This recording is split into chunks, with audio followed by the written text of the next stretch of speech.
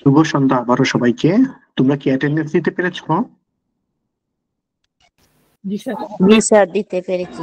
জি sir, দিয়েছি। Good. আচ্ছা, ওই যে ড্যাশবোর্ডে তোমরা ক্লাসে যে সেকশনে গিয়েছিলে, ওখানে আজকে একটা নতুন একটা জিনিস অ্যাড হয়েছে। কেউ কিছু বলতে পারবে আমাকে কি অ্যাড হয়েছে ওখানে? স্যার এখানে রেকর্ডেড ক্লাসের ইয়ে দেখা যাচ্ছে, তারপর হচ্ছে পিডিএফ, সেই সম্পর্কিত ক্লাস সম্পর্কিত পিডিএফটা ডাউনলোড করা যাচ্ছে। আচ্ছা, ক্লাসের যে পাওয়ার পয়েন্ট প্রেজেন্টেশনটাকে ইউজ করা হয় নরমালি, সেই পাওয়ার পয়েন্ট প্রেজেন্টেশনটাকে পিডিএফ আকারে ওখানে দেওয়া আছে। সো তোমাদের প্রিভিয়াস কিছু ক্লাসে দেওয়া হয়েছে, আমরা আস্তে আস্তে সবগুলা ওখানে অ্যাটাচ করে দিব। তোমরা দেখতে পাবে বা ডাউনলোড করে নিয়ে পড়ার সুবিধার্থে দেখতে পাবে। যারা পারোনি আমি তাদের জন্য আবার একটু দেখিয়ে দিচ্ছি, যারা বুঝতে পারোনি বা দেখোনি এখনো আমি একটু দেখিয়ে দিচ্ছি তোমাদের সবার সুবিধার্থে।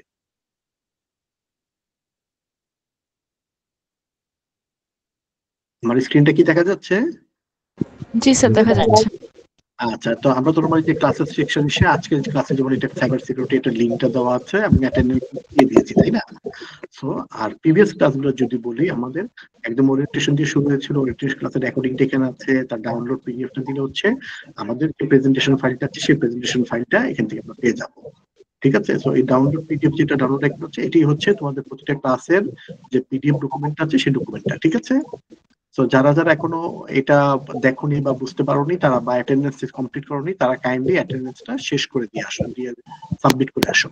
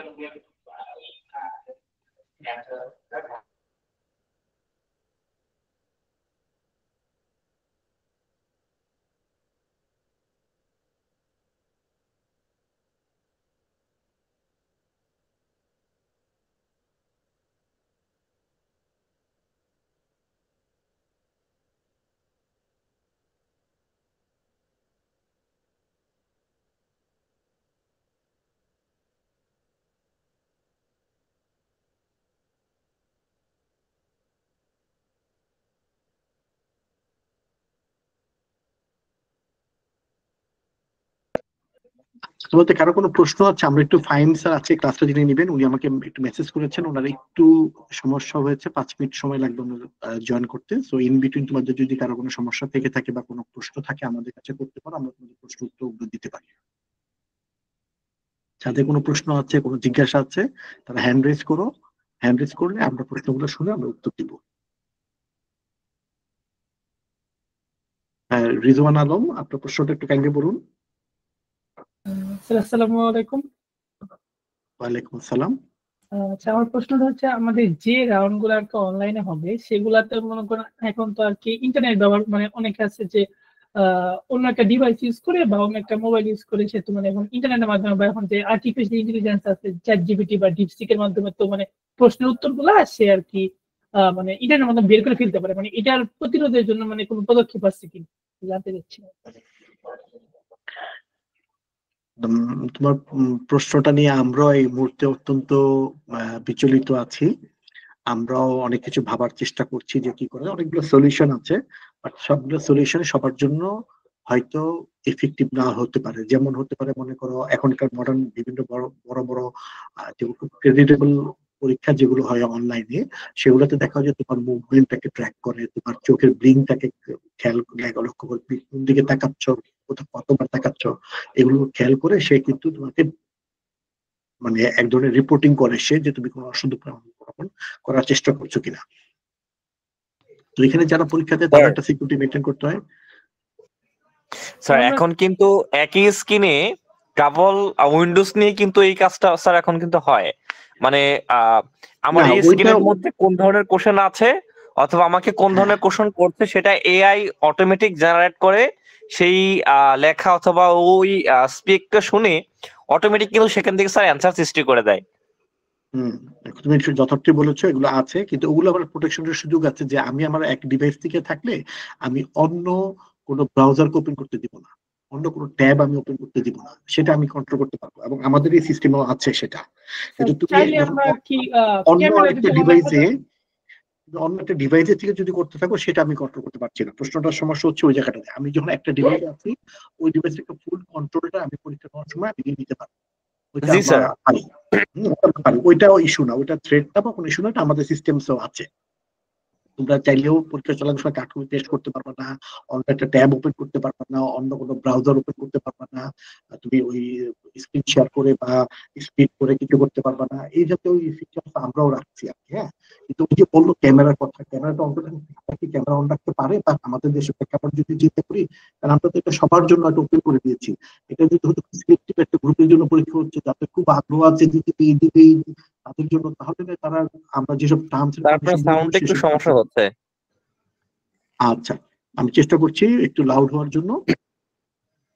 তো আমরা একটু তুমি যে প্রশ্নটা করেছো, যে হ্যাঁ সেটা আমাদের জন্য চিন্তা, আমাদের এখন প্রশ্নগুলো কিভাবে করতে হবে যাতে বেশি সময় টানা নিতে পারে। অসাধু অবলম্বন করলেও যে সে যে জিতে যাবে তা না, কারণ তাকে ফাইনাল রাউন্ড পরীক্ষা অবশ্যই আমাদের ভেন্যুতে এসে দিতে হবে, তখন সে অবশ্যই ধরা পড়ে যাবে যদি সে কোনো অসাধু অবলম্বন ইতিমধ্যে করে থাকে। তো সেটাও আমরা একটা বিবেচনায় আছে। তবে হ্যাঁ, নিঃসন্দেহে এটা একটা বড় চ্যালেঞ্জ এই ধরনের একটা ইনিশিয়েটিভের জন্য।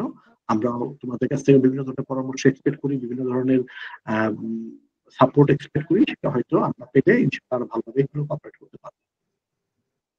স্যার এইখানে আরেকটা বিষয়ে আমার একটা প্রশ্ন ছিল, সেই প্রশ্নটা হচ্ছে আহ অনেকে জানতে চাচ্ছে, বা গ্রুপের মধ্যে অনেক মেসেজ গুলো দেখি যে স্যার আমাদের সবাইকে কি, আমরা যারা থাকবো সবাইকে কি আমাদের সার্টিফিকেট প্রদান করা হবে, নাকি যারা শুধুমাত্র আমরা ফাইনাল রাউন্ডের পরবর্তীতে যারা বিজয় মানে টিকে থাকবো ওই সময় পরবর্তীতে আমাদের তাদেরকে সার্টিফিকেট দেওয়া হবে? এটা যদি স্যার একটু ক্লিয়ার করেন।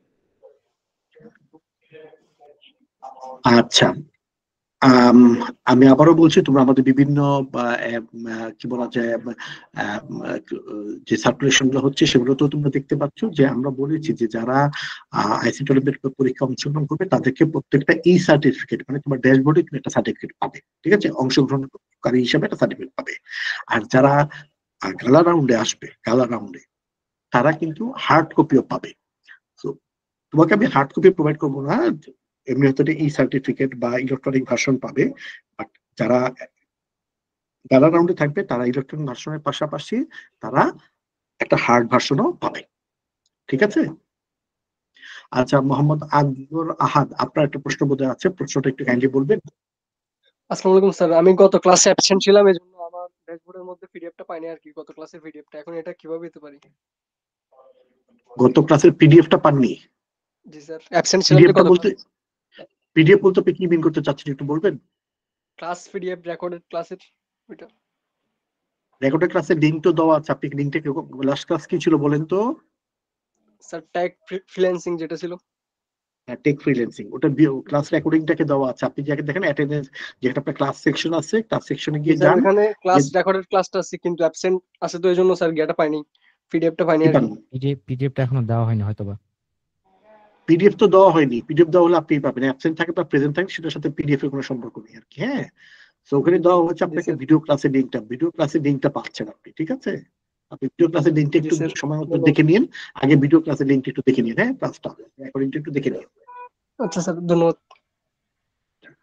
আচ্ছা, তারপর একটা প্রশ্ন করেছে, ওনার নামটা আমি একটু, হ্যাঁ, যাদের প্রশ্ন হচ্ছে একটু হ্যান্ড রেজ করে রাখবেন, আমি হ্যান্ড রেজ থেকে দেখে দেখে বলছি। আচ্ছা, যে প্রশ্ন করেছেন তার নামটা নিয়ে আছে R14D7। স্যার আসসালামু আলাইকুম। ওয়ালাইকুম আসসালাম। স্যার আমার কোশ্চেন না, ঠিক একটা সাজেশনের মতো ছিল। শিওর, বলুন। যেমন মনে করেন অনেক ভেন্ডরই কিন্তু এখন অনলাইনে এক্সাম নেয়, ওদের ইন্টিগ্রিটি মেইনটেইন করে, মানে যে ইস্যুগুলোর কথা বলা হইলো যে কেউ যদি মানে অসৎ উপায় অবলম্বন করে কেমনে আটকানো যায়, ওরা কিন্তু হচ্ছে মানে ওদের নিজস্ব মানে এনভায়রনমেন্টে এক্সামটা নেয়, আর হইতেছে প্রক্টরড এক্সামটা হয়, প্রক্টরড মানে সবকিছু মোটামুটি চেক করা হয়। সেক্ষেত্রে কিন্তু দেখা যায় যে ও এআই কিংবা হইতেছে অন্য কোনো সেকেন্ড ডিভাইস, সেকেন্ড ট্যাব এগুলো ইউজ করতে পারে না। ইন্টারন্যাশনাল হ্যাঁ অনেক ভেন্ডর কিন্তু এইরকম প্রোভাইড করে। সেটা সেটাই তো আমরা একটু বললাম যে আমরা ওগুলো দেখছি এবং এগুলো আমরাও তৈরি করি, বিভিন্ন ইন্টারন্যাশনাল কোম্পানিগুলোকে আমরাই সাপ্লাই করি। সো আমরা ওই জায়গাটা, কিন্তু তুমি যখন নিজের বাসায় বসে পরীক্ষা দিচ্ছ এবং তোমার কম্পিউটারে আমাকে যদি বলো ক্যামেরা নাই ইত্যাদি জিনিসটাই আমার কন্ট্রোল অনেক লিমিটেড হয়ে যায়। তুমি আরেকটা ডিভাইসে ওপেন রেখে পাশাপাশি আরেকটা ডিভাইস থেকে কি করছে সেটা আমি ট্র্যাক করতে পারছি না। এই ডিভাইসে থাকলে আমি করতে পারছি, বাট আরেকটা ডিভাইসে থেকে যদি আমার সিস্টেমে না ঢুকো আমার ট্র্যাক করার প্রশ্ন নেই। ঠিক আছে, সো আরেকটা ডিভাইস থেকে যদি তুমি চ্যাট জিপিটি চালাতে থাকো, I have no scope to control you.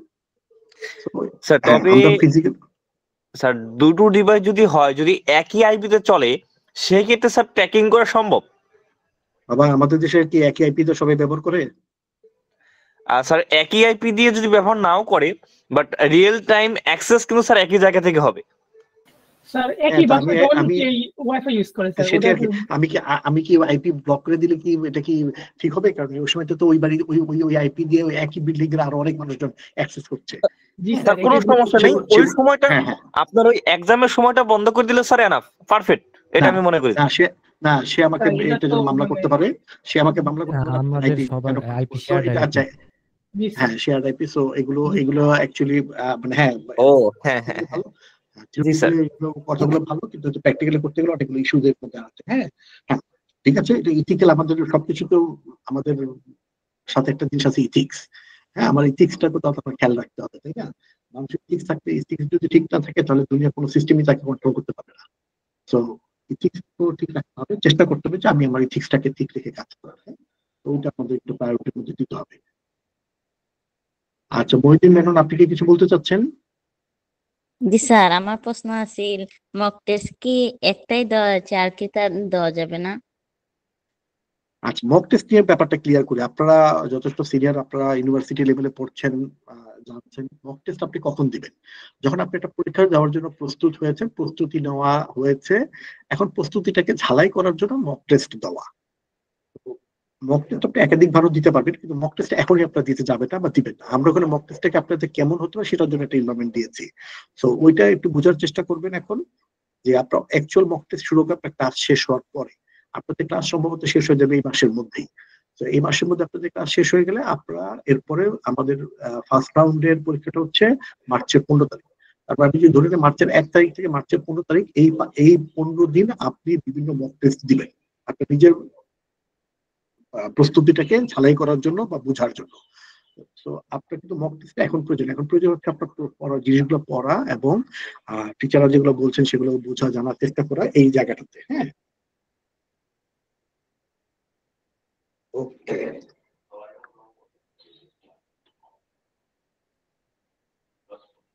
এরপরে আয়েশা, অনন্যা, আপনার একটা হাত আছে দেখতে পাচ্ছি, আপনার প্রশ্ন আছে কোনো? আচ্ছা হ্যান্ড নামিয়ে নিয়েছেন তাই তো?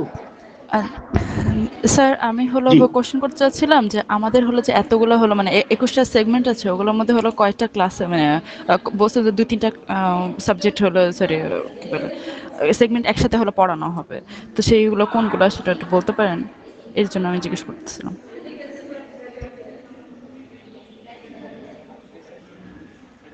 হ্যালো হ্যাঁ হ্যালো, আমাকে কি কথা কি শোনা যাচ্ছে না? জি জি জি শুনতে পাচ্ছি। জি আপনার যে 21টা সেগমেন্ট আপনি কি মিস করেছেন? ওরিয়েন্টেশন ক্লাসটা মিস করেছিলেন? না আমি করেছি, আমি হলো এটাই জিজ্ঞেস করছি সে হিসেবে হলো আমাদের হলো কি মানে 21টা সেগমেন্ট, তো ওইটার ভিতরে হলো অবশ্যই হলো আমাদের ওই যে কি বলে এতগুলো তো আর ক্লাস হচ্ছে না, 13টা ক্লাস যত সম্ভব, তো 13টা ক্লাসের ভিতরে কি এতগুলো হলো হবে নাকি? সেই জন্য হলো আপনি বলছিলেন যে কয়েকটা ক্লাস একসাথে হবে, মানে কয়েকটা সেগমেন্ট। হ্যাঁ আপনাদের যেমন সেগমেন্ট অনেকগুলো আছে একসাথে হবে, আবার কিছু সেগমেন্ট আছে যেগুলো আমরা কোনো ক্লাস করাবো না, সেগুলো আপনারা পড়বেন। আমরা একটা সলিউশন ক্লাস করবো, সেখানে আপনাদের যদি কোনো প্রবলেম থাকে আমরা সলিউশন শুনবো, এবং সেই জায়গাগুলো আপনাদেরকে প্রথম দিনই দেখিয়েছিলাম আমরা, তাই না? তো হ্যাঁ জি বুঝতে পেরেছি, থ্যাংক ইউ স্যার। আমাদের তো এখনো রেজিস্ট্রেশন চলমান রয়েছে, মাঝে মাঝে স্যার ফেসবুকের মধ্যে এটা অ্যাডভার্টাইজমেন্টটা আসে, বাট আমরা অনেকেই আছি যারা স্যার কলেজের মধ্যে, বাট আমরা কোনো ধরনের অ্যাম্বাসেডরের সাথে যুক্ত নেই। তো সেই ক্ষেত্রে যদি এখন আমরা যারা এখানে রয়েছি 7-8 জন বা 60 জনের মতো আমরা উপস্থিত ছিলাম, যদি আমরা কোনো একজন যদি অ্যাম্বাসেডর হিসেবে কাজ করতে চাই, আমাদের কলেজটাকে যুক্ত করতে চাই, যেমন আমার কলেজে স্যার এখন পর্যন্ত আইসিটি এই বিষয়টার উপরে কোনো ধরনের নিউজ এখনো আসে নাই। তো সেই ক্ষেত্রে স্যার আমি কিভাবে আপনাদের সাথে কানেকশন হতে পারি এবং কাজ করতে পারি? আচ্ছা, আইসিটি অলিম্পিয়াডের যদি ক্যাম্পাসের অ্যাম্বাসেডর হওয়া হতে চান, এটা আমি যতটুকু জানি যে এটা এই মুহূর্তে মানে এটা আপাতত এই সিজন 2 এর জন্য শেষ হয়ে গেছে। আহ, আচ্ছা, হ্যাঁ স্যার, ফাইন ভাই, থ্যাংক ইউ। হ্যাঁ, আপনাকে আমি একটা মিনিটের মধ্যে আপনাকে দিচ্ছি। আপনি যদি আবার অ্যাম্বাসেডর ক্যাম্পাসে তাহলে আমাদের টিমের সাথে যোগাযোগ করুন, দেখুন তারা যদি আপনাকে কোনোভাবে সহযোগিতা করতে পারেন তাহলে তারা হয়তো আপনাকে সহযোগিতা করবে। আপনি আমার সাথে যোগাযোগ করতে পারেন। হ্যাঁ, মেহেদির সাথে যোগাযোগ করবেন, মেহেদি আপনাদেরকে হেল্প করবে আর কি। হ্যাঁ, আচ্ছা ঠিক আছে। আমরা তাহলে আমরা ক্লাসে ফিরে যাচ্ছি। আমাদের যে আজকের সম্মানিত শিক্ষক আমাদের ফাহিম শাহরিয়ার ভাই, উনি জয়েন করেছেন আমাদের সাথে। আমি একটু সংক্ষিপ্ত ওনার পরিচিতি ওনার কাছে হ্যান্ড ওভার করছি আপনাদের কাছে। ফাহিম শাহরিয়ার ভাই দীর্ঘদিন ধরে সাইবার সিকিউরিটি নিয়ে কাজ করছেন, বিভিন্ন সরকারি বেসরকারি বিভিন্ন প্রতিষ্ঠানের সাথে ওনার সরাসরি সম্পৃক্ততা রয়েছে। পাশাপাশি নিচে একটা প্রতিষ্ঠান অক্টোগ্রাম লিমিটেডের একটা প্রতিষ্ঠান আছেন, যেটা উনি ম্যানেজিং ডিরেক্টর। উনি বেশ অভিজ্ঞতা সম্পন্ন সাইবার সিকিউরিটি লাইনে বাংলাদেশের অন্যতম একজন বিশেষজ্ঞ হিসাবে ওনাকে আমরা চিনি জানি। তো উনি আজকে আমাদের সৌভাগ্য যে উনি আমাদের সাথে সম্পৃক্ত হতে পেরেছেন, যিনি আমাদের সাথে আজকে সাইবার সিকিউরিটি আলোচনা করবেন। ফাইন ভাই, আমরা হয়তো একটু দেরি হয়ে গেছে, তারপর আমাদের ক্লাস আরেকটা ক্লাস আছে 9:30টায়, ওইটা আমরা চেষ্টা করবো। আপনার এই ক্লাসটা হয়তো 9:30টার মধ্যে শেষ করা বা হয়তো 10 মিনিট বেশি সময় নিতে, তারপর ওইটা কিন্তু হয়তো লেটে শুরু করা আর কি। সো ফাইন ভাই, ওভার টু ইউ ভাইয়া। হ্যাঁ, আমি extremely sorry for the delay. আমি ওই পরের যে সেশনটা সম্ভবত ওইটাতে একটু আমি রিকোয়েস্ট করবো আপনাদেরকে একটু 10 to 15 মিনিটস এর একটা রিসেশন পিরিয়ড রাখতে, কারণ এটা শেষ করতে গিয়ে হয়তো বা ওদিক দিয়ে 10-15 মিনিট একটু হয়ে যেতে পারে। আমরা এটা নোটে নিচ্ছি এবং আমরা টিমকে জানিয়ে দিচ্ছি ভাইয়া। জি, থ্যাংক ইউ। ওকে, আরেকটা বিষয়, একটু কাইন্ডলি আমাকে একটু কো হোস্ট করতে হবে, আর নাহলে আমার পক্ষে স্ক্রিন শেয়ার করাটা আসলে পসিবল না।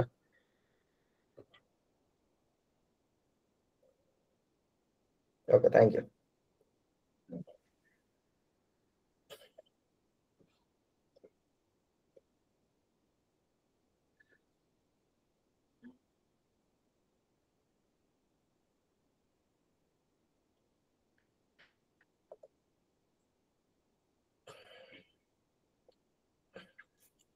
ওকে, আসসালামু আলাইকুম এভরিওয়ান। আশা করি আপনারা সকলেই ভালো আছেন।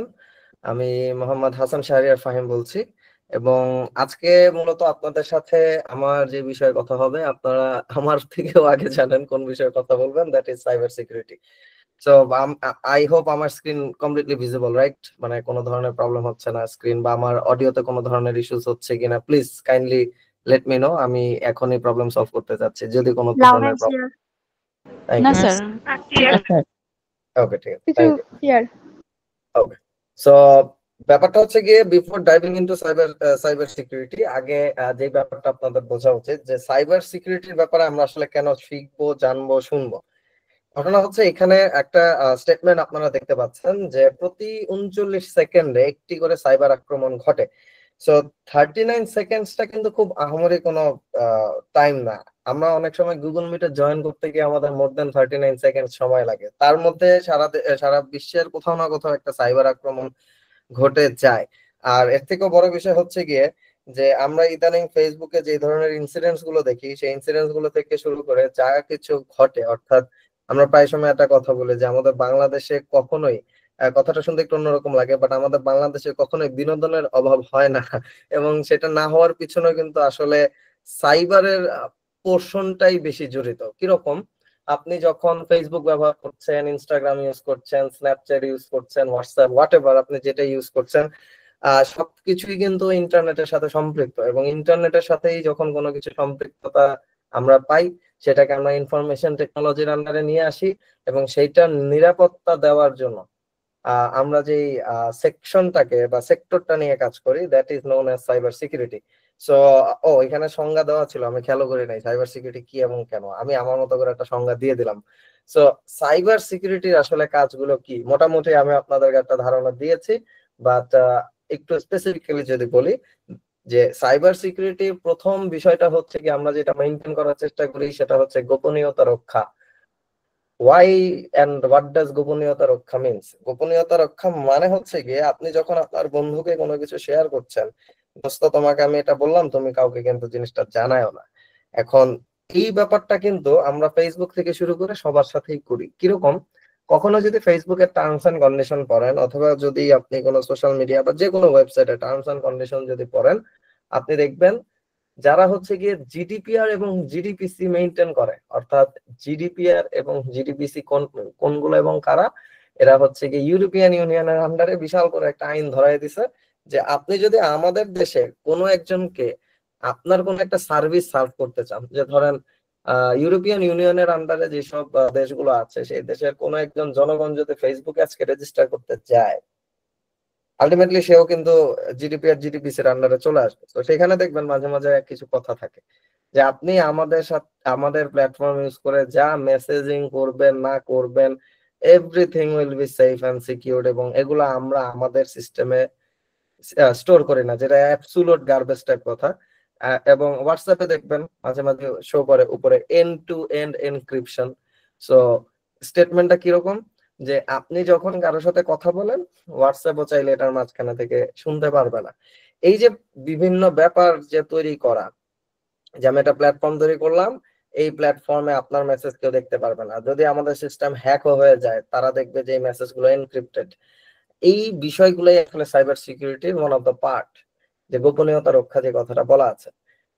এবং গোপনীয়তা রক্ষার ক্ষেত্রে আমরা যে জিনিসটাকে সবচেয়ে বেশি অ্যাভয়েড করি, বিশেষ করে আমাদের দেশে, সেটা হচ্ছে আমাদের ব্যক্তিগত তথ্য।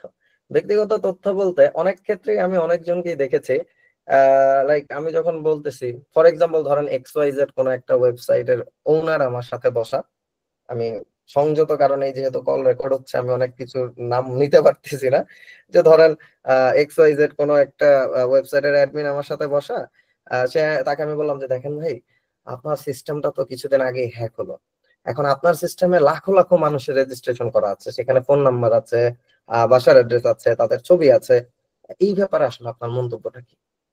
তারা প্রায় সময় হচ্ছে কি কথাটা ঠিক এমন ভাবে বলে, আরে ভাই মানুষের তথ্যের কি মানুষের তথ্য নেই, মানুষেরই মাথা ব্যথা নেই, আমার মাথা ব্যথা করে লাভ আছে? দ্যাটস দ্য বিগেস্ট ইস্যু, যেটা আমরা কখনোই আসলে মাথায় রাখতে চাই না। আমি জানি না আপনারা কতজন জানেন, বেশি দিন মনে হয় না হয়েছে, 1 বছরের মতো হলো হয়তো বা, বাংলাদেশের মেজর কুরিয়ার সার্ভিস গুলো ডাটা লিক হয়ে গিয়েছিল। কেউ কি জানেন কিনা চাইলে একটু মেসেজে লিখে রাখতে পারেন এই ঘটনাটা নিয়ে।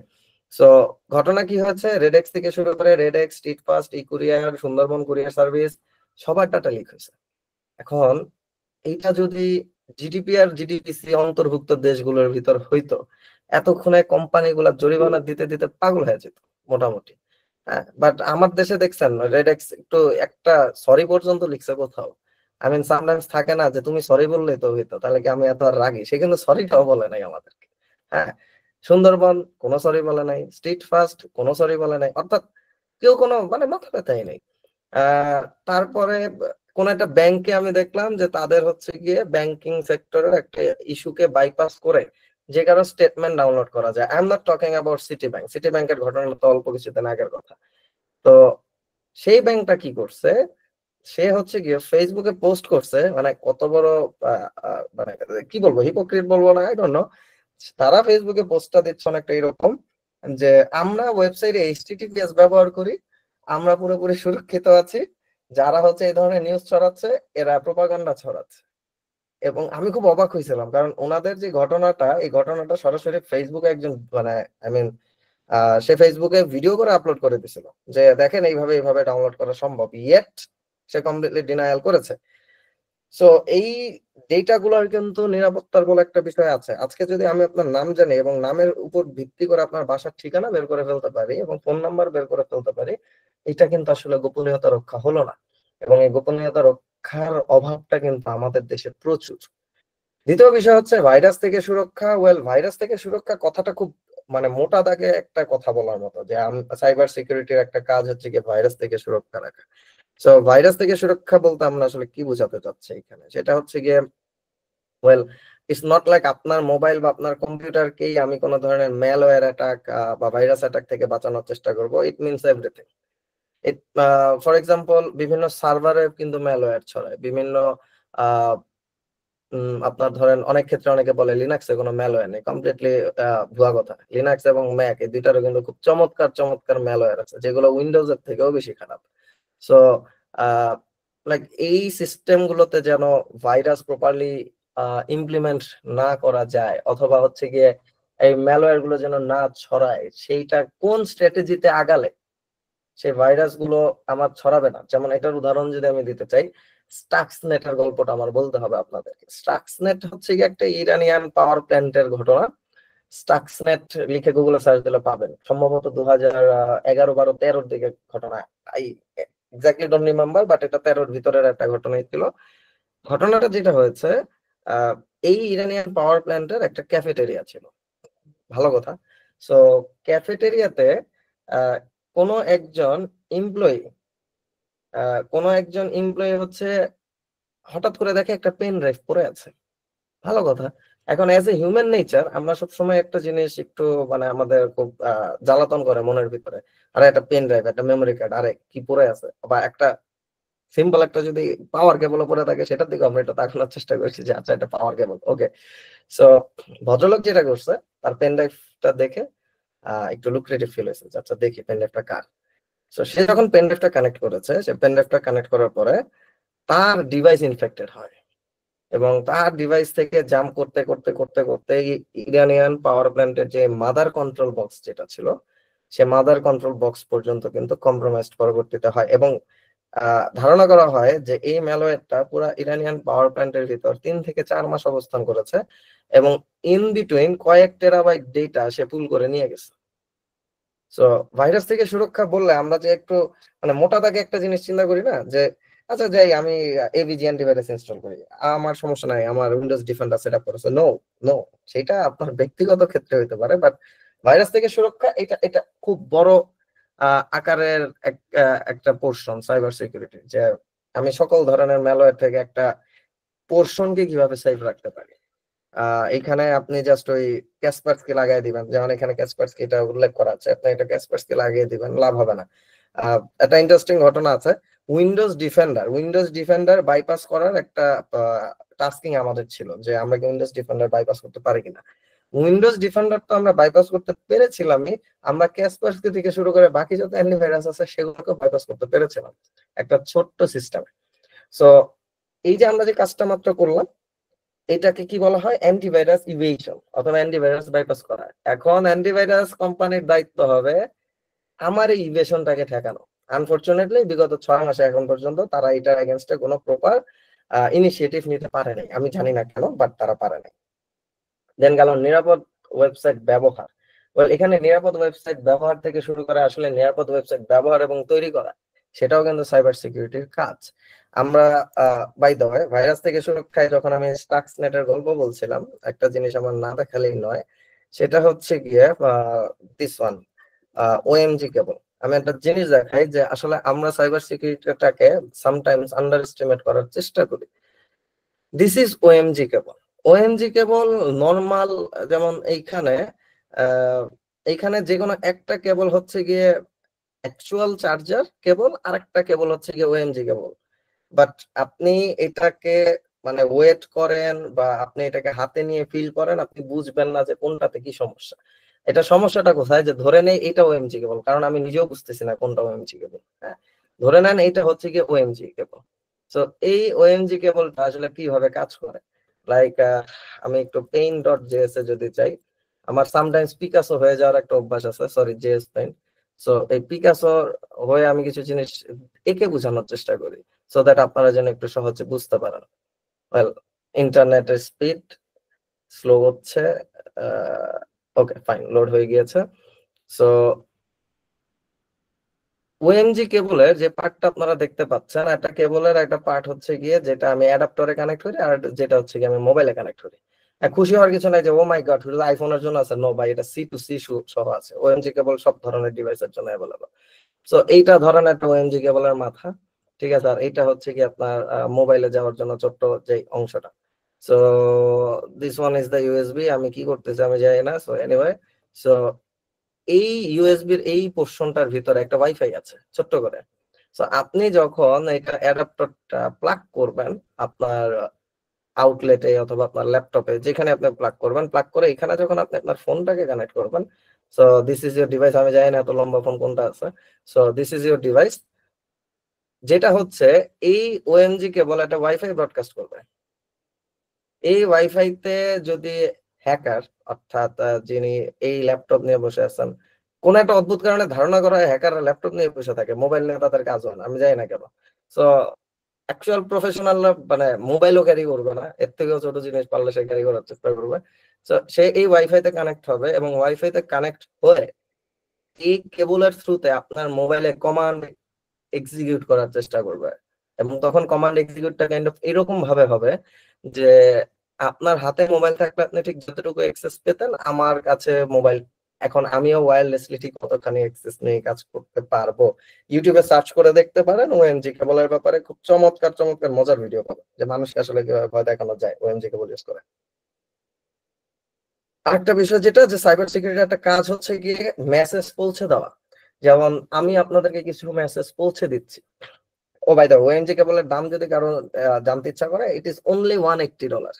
সো খুব ডিফিকাল্ট কিছু না। যখন আপনি খুব বড় স্কেলে কাজ করবেন সাইবার সিকিউরিটি নিয়ে, তখন আপনি দেখবেন $180 আসলে স্পেন্ড করাই যায়। তো সাইবার সিকিউরিটি একটা গুরুত্বপূর্ণ কাজ, যেটা মানুষের কাছে বিভিন্ন মেসেজ পৌঁছে দেওয়া।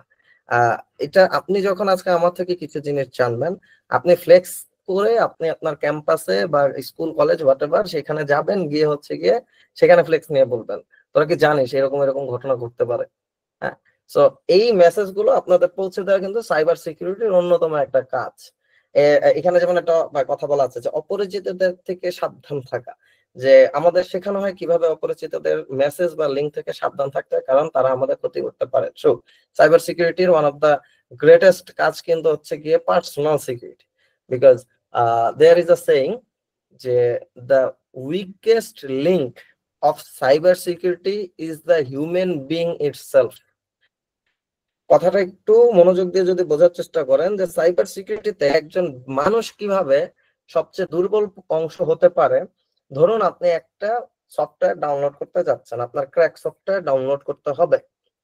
তো ক্র্যাক সফটওয়্যার আপনি ডাউনলোড করতে গিয়ে আপনি দেখলেন আপনার অ্যান্টিভাইরাস আপনাকে বলতেছে বাপ ক্ষমা দে, এটা ইনস্টল করিস না, এটাতে ঝামেলা আছে। আপনি কি করলেন? আপনি আস্তে করে অ্যান্টিভাইরাসটাকে বন্ধ করে দিলেন ওই সফটওয়্যারটার জন্য। তার মানে আপনি খেয়াল করে দেখেন, আপনি আপনার নিজের নিরাপত্তাটাকেই কিন্তু কোনো তোয়াক্কা করলেন না। এই সাইবার সিকিউরিটি আগে ব্যক্তিকে নিজের নিরাপত্তার ব্যাপারে সিকিউর করানোর চেষ্টা করে যে first you need to learn how to secure yourself. কথাটা অনেকটা এমন, আগে নিজেকে ভালোবাসতে শিখুন তাহলে আপনি অন্যকে ভালোবাসতে পারবেন। আগে নিজেকে সিকিউর করতে শিখুন তাহলে আপনি অন্যকে সিকিউর করতে পারবেন। এইটা হচ্ছে গিয়ে সাইবার সিকিউরিটির কাজ। কারো যদি ইন বিটুইনে কোনো কোশ্চেন মাথায় চলে আসে, please don't forget to give a text here. হ্যাঁ, ওকে, বেশ কয়েকটা কোশ্চেন আসছে, আমি একটু ধীরে ধীরে রিপ্লাই দেওয়ার চেষ্টা করবো। সো একটু স্লাইডে যাই, কারণ আমি যদি স্লাইড শেষ না করি তাহলে আইসিটি অলিম্পিয়াড হচ্ছে গিয়ে আমাকে নিয়ে বিচার বসায় দিতে পারে, অসম্ভব কিছু না, এমনি দেরি করছি। So what is cyber crime বা সাইবার অপরাধ আসলে কি? এই যে এতক্ষণ আইটি নিয়ে এত কথা বললাম, বা আপনারা আমার সাথে গুগল মিটে সংযুক্ত আছেন, অথবা আপনারা গুগল মিটের পাশাপাশি ফেসবুক ব্রাউজ করতেছেন বা হোয়াটসঅ্যাপে মেসেজে রিপ্লাই দিচ্ছেন, each and everything is relying on the internet, right? And এই যে ইন্টারনেট জগতে কিছু রুলস এন্ড রেগুলেশন সেট করা আছে যে আপনি এটা করতে পারবেন, আপনি এটা করতে পারবেন না। এখন কেউ যদি ওইটা করতে পারবেন না করে, দ্যাট ইজ সাইবার ক্রাইম। যেমন আমাদের বাংলাদেশের আইন অনুযায়ী একটা খুব চমৎকার কথা বলা আছে যে আপনি যদি কোনো কারো অনুমতি ছাড়া কোনো ডিভাইসে যদি অনুপ্রবেশ করেন তাহলে আপনাকে হ্যাকিং এর আন্ডারে নিয়ে আসা হবে। ওয়েল, এটা কিছুটা হার্শ হয়ে গেছে, বাট দরকার আছে। সো আপনি কারো পারমিশন ছাড়া কারো ল্যাপটপ সরাসরি নিয়ে ইউজ করতে পারবেন না। এটা অনেকেই কিন্তু জানেন না যে এটা ক্রাইম, বা অনেকে বোঝার চেষ্টা করে না, বাট এটা কিন্তু আমাদের লতে আছে। আপনি কারো ল্যাপটপ জাস্ট দেখলেন যে সে একটা পাসওয়ার্ড দিয়েছে এবং দিয়ে সে লাঞ্চ ব্রেকে চলে গেল, আপনার কাছে একটা দুষ্টু বুদ্ধি মাথায় আসলো, আপনি ঢুকে গেলেন হুট করে, মনে করলেন আরে বন্ধুর সাথে তো মজাই করতেছি। No, that is a crime. So cyber অপরাধ এখানে সুন্দর করে একটা সংজ্ঞা দেওয়া আছে যে সাইবার অপরাধ হলো ডিজিটাল প্রযুক্তি ব্যবহার করে অপরাধমূলক কার্যকলাপ। এটি ইন্টারনেটের মাধ্যমে ঘটে এবং এর মধ্যে বিভিন্ন ধরনের অপরাধ অন্তর্ভুক্ত। কথা সত্য, বাইন্যান্স ইনস্টল থাকতে পারে আপনাদের এখানে অনেকের মোবাইলে, that is also cyber crime. কারণ হচ্ছে গিয়ে আপনি যেটা করতেছেন সেটা মানি লন্ডারিং এর আন্ডারে পড়ে। এর উপর দিয়ে কথা হচ্ছে গিয়ে যে বাংলাদেশে স্পষ্টত সাইবার সিকিউরিটি লতে একটা কথা বলা আছে যে আপনি যদি এমন কোনো মাধ্যমে অর্থ আদান প্রদান করেন যেই মাধ্যমটা বাংলাদেশ ব্যাংক অ্যাকনলেজ করে না এবং সেটা যদি ইন্টারনেটের থ্রুতে হয়, তাহলে আপনি হচ্ছে গিয়ে ওটা হচ্ছে সেকশন 31, আমি মানে আগের আইনটার সেকশন 31, জরিমানা সম্ভবত 10 লক্ষ টাকা থেকে 1 কোটি টাকা পর্যন্ত এরকম একটা অ্যামাউন্ট দেওয়া আছে। সো ইয়েস, মানুষ কিভাবে সাইবার অপরাধে আক্রান্ত হয়, এটা একটা মানে খুব ডিফিকাল্ট পার্ট। আসলে মানুষ কিভাবে সাইবার অপরাধে আক্রান্ত হয়, আপনারা যদি দেখেন যে ফেসবুকে আমরা প্রায় সময় বিভিন্ন ধরনের পোস্ট হয়, বা ধরেন আপনারা যদি রিসেন্টলি তাহসানের ঘটনাটাই যদি একটু চিন্তা করেন, ঠিক আছে, যে তাহসান যাকে বিয়ে করেছেন, যে এই ঘটনাতে কিন্তু একটা সাইবার অপরাধের মানে সাইবার অপরাধের একটা ফ্লেভার পাওয়া যায়। ফ্লেভারটা কোথায়, যে সে যখন একজনকে বিয়ে করলো, মানুষজন করলো কি, সেই মেয়ের সকল তথ্য সংগ্রহ করে কমেন্ট করা শুরু করছে। ভাই কেউ চায় নাই তোমার কাছে এই জিনিস, রাইট? আপনি এই যে এই পোর্শনে পড়ে যাচ্ছেন যে আপত্তিকর তথ্য প্রকাশ। কেউ যদি কোনো ধরনের তথ্য প্রকাশ করতে না চায়, সেটাকে আপনি আসলে পাবলিকলি কখনোই প্রকাশ করতে পারবেন না। না, এখন কেউ যদি বলা মানে কেউ যদি চুরি করে, আপনি যদি তার তথ্য ফাঁস করেন, সমস্যা নেই, দ্যাট ইজ নট এ আপত্তিকর তথ্য প্রকাশ। আপনাদের বুঝতে হবে যে there is a thin line between আপত্তিকর এবং এটা অ্যাকসেপ্টেবল একটা data. So personal data leak কখনোই করা যাবে না কারো। সোশ্যাল মিডিয়া এক্সপোজার, এই যে যেটা পোর্শনটা আমি খেয়াল করিনি যেটা ছিল, থ্যাংক গড এটা আছে, সোশ্যাল মিডিয়া এক্সপোজার, এই জিনিসটাকে আপনার কনসিডারেশনে রাখতে অবশ্যই হবে। দেন আমাদের প্রতারণামূলক কিছু কাজ আছে, অনলাইন স্ক্যাম বা ক্রেডিট কার্ড প্রতারণা। যেমন অনলাইন স্ক্যাম বলতে আমি খুব কমনলি আমার ছোট ভাইদের থেকে মাঝে মাঝে আগে শুনতাম যে তারা হচ্ছে কোনো একটা অনলাইনে গিফট কার্ড কিনতে গিয়েছে, অথবা অনলাইন থেকে গেমের ক্রেডিট কিনতে গিয়েছে, কল অফ ডিউটির বা হচ্ছে গিয়ে ফোর্টনাইট কোনো কিছুর একটা কিছু কিনতে গেছে, ভালো কথা। পেজে নক করছে, পেজ বলছে যে দেন আমাকে 500 টাকা পাঠান, আমি আপনাকে 500 টাকা পাঠায় ব্লক করে দিচ্ছি। Those are online scams. Then আছে হচ্ছে গিয়ে স্প্যাম ইমেল, ফিশিং, ম্যালওয়্যার। আচ্ছা, ফিশিংটা বলতে আমরা কি বুঝি? ফিশিং এর ব্যাপারে আমি একটু ব্রিফলি কথা বলবো, বিকজ ফিশিং অ্যাটাক হচ্ছে কি এখন পর্যন্ত পৃথিবীতে ঘটে যাওয়া সবচেয়ে কি বলা যায় কমন অ্যাটাক, এবং এটা কিন্তু এখন ইফেক্টিভ। আপনারা ফিশিং বলতে যে জিনিসটাকে কমনলি চিন্তা করেন, আপনারা ফিশিং অ্যাটাক বলতে গেলে কমনলি যে জিনিসটা চিন্তা করেন, যে আমি যদি জাস্ট ফিশিং অ্যাটাক লিখে, ফিশিং অ্যাটাক এক্সাম্পল লিখে যদি আমি সার্চ করি, ইউজুয়ালি আমরা যে জিনিসটা ইমেজ হিসাবে দেখতে পাই, যে যে কোনো একটা ইমেজ আমি একটু লোড করার চেষ্টা করি, ফর এক্সাম্পল দিস ওয়ান, যেমন এইটা হচ্ছে কি অ্যামাজন থেকে তার কাছে একটা মেইল গিয়েছে, এন্ড ওই যে খেয়াল করলে দেখা যাচ্ছে যে, ওকে জুম করলে দেখি এটা ছোট আছে। আচ্ছা, সো এইটাকে open image in a new tab. Okay, so এইখানে যে কাজটা দেখতে পাচ্ছেন যে লেখা নো রিপ্লাই, দেন হচ্ছে কি একটা হাবিজাবি ওয়েবসাইট দিয়ে রাখছে, রাইট? আমরা ফিশিং বলতে সবসময় এই জিনিসটাকে মাথায় সেট করে রাখি, যে আমাকে কেউ একজন মেসেজ পাঠাবে যে ফর এক্সাম্পল ধরুন আপনার বন্ধুর আইডি হ্যাক হয়ে গেছে, বন্ধুর আইডি থেকে আপনার আইডিতে একটা মেসেজ আসলো যে মামা দেখ ছবি তো ভাইরাল। হ্যাঁ, আপনি তো মাথা মুথায় হাত, কি অবস্থা, ঢুকে দেখি। হ্যাঁ, ঢুকতে গেলেন, দেখলেন আপনার কাছে ইউজার নেম পাসওয়ার্ড চাইলো, বাট আপনি কিন্তু ফেসবুকে লগড ইন, বাট স্টিল আপনার কাছে ইউজার নেম পাসওয়ার্ড চাইলো এবং আপনি সেটা দিয়ে দিলেন।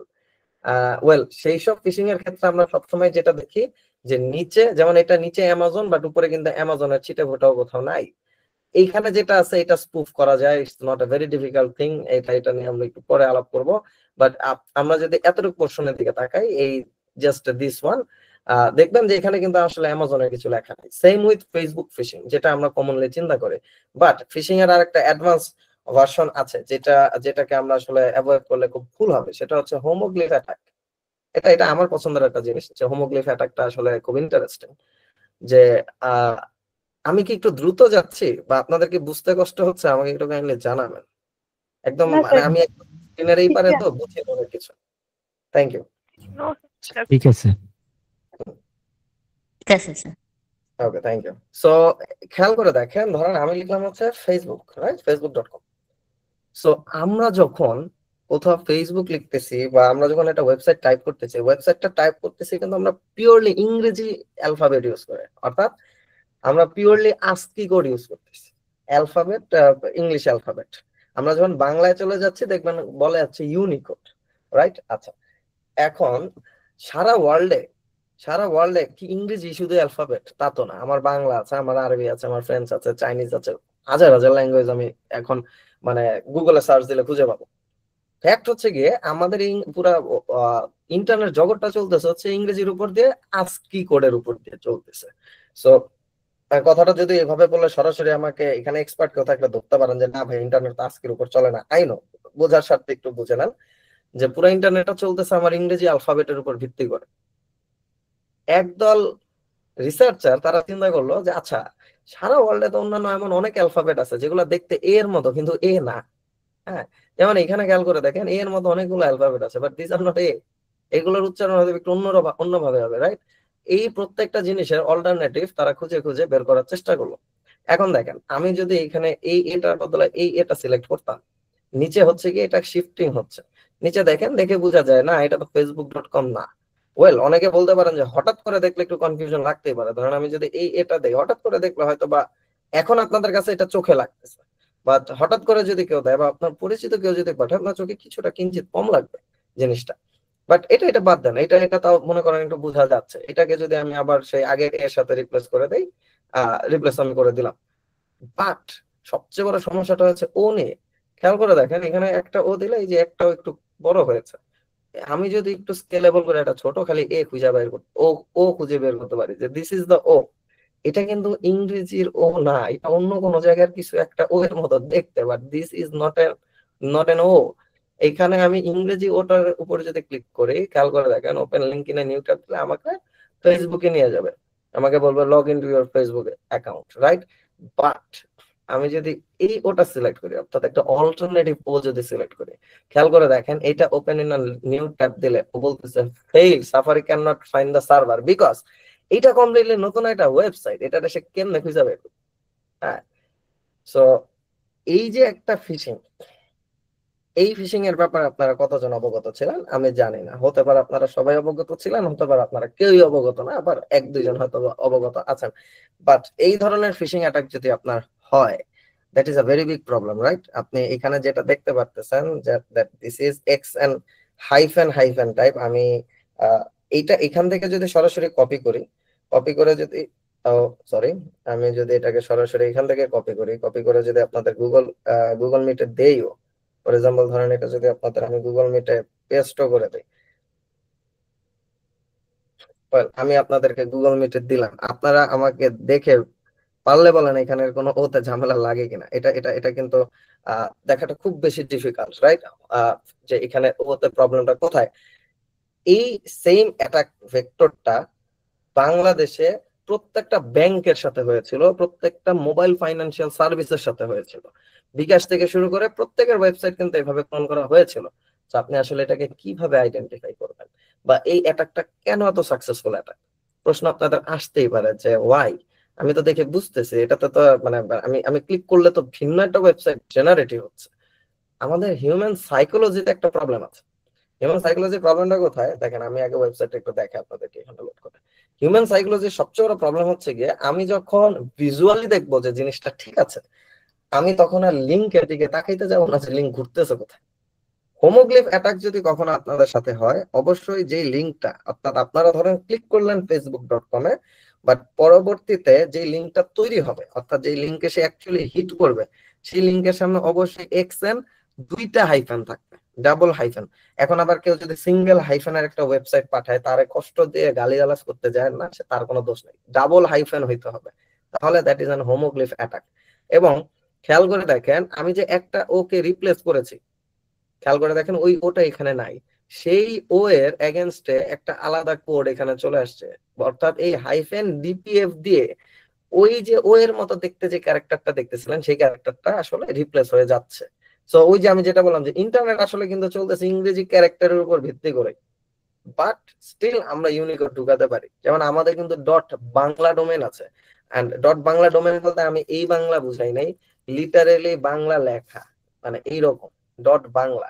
এটা কিন্তু একটা ইউনিকোড ডোমেন, এবং এটা যখন আপনি ব্রাউজারে লোড দিবেন আপনি দেখবেন XN হাইফেন হাইফেন আসতেছে। সো XN হাইফেন হাইফেন দেখলে যে আবার আপনার হ্যাক করার চেষ্টা করতেছে সেটাও মনে করেন না। দেখতে হবে যে সে আপনাকে কোনো রিনোন ওয়েবসাইট ইউটিলাইজ করে আপনাকে ইনফিলট্রেট করার চেষ্টা করছে কিনা। সো এখন ব্যাপারটা যেখানে এসে দাঁড়াচ্ছে, আমি তো আপনাদেরকে একটু ফিশিংটা দেখালাম। ফিশিং এর পাশাপাশি এখন যদি আমরা একটু চিন্তা করি যে আমাদের আর কোন কোন ধরনের সাইবার অপরাধ ঘটে থাকে, সেই সাইবার অপরাধগুলোর ভিতর একটা হচ্ছে গিয়ে হুমকির প্রদর্শন। আমরা প্রায় সময় ফেসবুকে ইদানিং দেখে থাকি, অনেক ক্ষেত্রেই ফেসবুকে পোস্ট হতে থাকে এক একজনের ব্যাপারে যে তাকে ফেসবুকে আপনার হুমকি দেওয়া হচ্ছে বা তাকে বলা হচ্ছে তার সাথে এই করা হবে সেই করা হবে। These are all cyber crimes. এবং হুমকি প্রদর্শনের পাশাপাশি মোটা দাগে যে কথাটা না বললেই নয়, হ্যাকিং। আপনি যদি কারো ওয়েবসাইট, কারো সোশ্যাল মিডিয়া অ্যাকাউন্টস অথবা কারো যদি আপনি ডিভাইস হ্যাক করেন, দ্যাট ইজ অবভিয়াসলি এবং also a cyber crime. So এই তো গেল মোটামুটি। এখানে সাইবার যুদ্ধ যে পার্টটা দেখতে পাচ্ছেন সেটা হচ্ছে গিয়ে আপনারা 2012 এবং 2015 যদি বাংলাদেশের হিস্ট্রি দেখেন আপনারা দেখবেন বাংলাদেশে দুইটা সাইবার ওয়ার হয়েছিল, এবং সেই দুইটা হয়েছিল ইন্ডিয়ার এগেনস্টে। একটা হচ্ছে ফেলানি হত্যাকাণ্ডের বিষয় নিয়ে, আর একটা হচ্ছে সেই সময় কিন্তু সম্ভবত ক্রিকেট খেলার আইসিসি তে হচ্ছে গিয়ে ইন্ডিয়া চিটিং করছে বাংলাদেশের সাথে, এরকম একটা বিষয়, একটা সাইবার ওয়ার হয়েছিল। সাইবার ওয়ার জিনিসটা কি, দুটি দেশের মধ্যে ইভেন এটা দুটা দেশ না, এটা দুইটা কোম্পানির ভিতর হতে পারে, দুইটা ব্যক্তির ভিতর না, দুইটা ব্যক্তির ভিতর হলে বেশি ছোট হয়ে যাচ্ছে, দুইটা গোষ্ঠীর ভিতর হতে পারে। সাইবার ক্রাইমের ব্যাপারটা হচ্ছে গিয়ে সাইবার ওয়ারের ব্যাপারটা হচ্ছে গিয়ে যে ধরেন ইন্ডিয়ার বাংলাদেশের সাইবার ওয়ারে আসলে কি হয়েছিল, বাংলাদেশি হ্যাকাররা ইন্ডিয়ান ওয়েবসাইট হ্যাক করেছে, ইন্ডিয়ান হ্যাকাররা বাংলাদেশি ওয়েবসাইট হ্যাক করেছে। So that was kind of like a cyber war, মানে বুঝানো যে একজনের সক্ষমতাটা টের পাওয়ানো যে দেখেন আমার সক্ষমতা কত বেশি, আপনার দেশের এগেনস্টে I can fight. So that is cyber war, but unfortunately this is also illegal. And then হচ্ছে cyber spying, পেগাসাসের নাম আপনারা যারা শুনেছেন, অনেকেই শুনেছেন, এইটা কিন্তু অ্যাকচুয়ালি ইলিগাল। আমাদের গভর্নমেন্ট কিনুক বা অন্য দেশের গভর্নমেন্ট কিনুক, doesn't matter, but that is illegal. So then types of cyber security threats, আসলে আপনাদেরকে অনেকগুলো আমি বলে ফেলেছি, বাট একটু যদি গো থ্রু করার চেষ্টা করি, এখানে কয়েকটা মেনশন করা আছে, but there are thousands of this things. Malware জানতে পেরেছেন, ফিশিং দেখলেন অলরেডি। স্পিয়ার ফিশিংটা একটু ভিন্ন জিনিস। ফিশিং হচ্ছে ফিশিং পাঠাচ্ছি, স্পিয়ার ফিশিং হচ্ছে আপনাকে স্পেসিফিক্যালি ডেডিকেট করে আমি একটা ফিশিং মেইল পাঠালাম বা লিংক পাঠালাম just to hack you, that is a spear phishing. Man in the middle attack কি জিনিস, আমার খুবই পছন্দের জিনিস man in the middle attack. Man in the middle attack is something like this.